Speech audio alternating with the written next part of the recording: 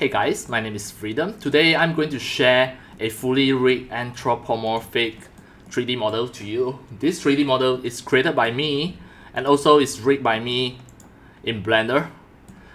At the beginning, the 3D mesh I generated by using the meshy text to 3D by using all of these prompts. And it generated in meshy.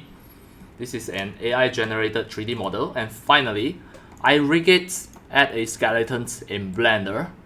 This is an armature where it is game ready. You already can't make any animations. It is animation ready. So how to use this, I'm going to show you all the step by step. The first step, you can just go to my video descriptions. Go and download the FBX 3D model that's created by me. Then just open your Blender 4.2. Then click the empty area, press A and delete everything. This is just a demo. You can drag in the FBX directly. Everything is ready to use. Just have a look. Turn on the texture. Now you can see this armature. Go to here, scroll down, viewport display, just show it in front. Click on that.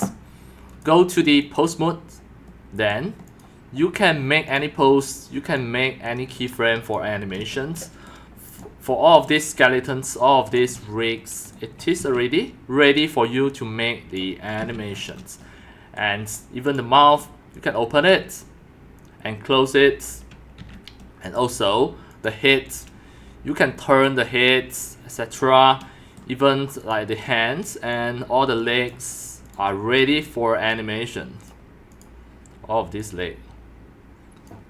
So what we call this is a game ready 3D model, a monster, an anthropomorphic monster. And glad you like it. That's all for today about my sharings of a monster that's ready for your 3D animations and game developing. And that's all for today. Thank you for watching.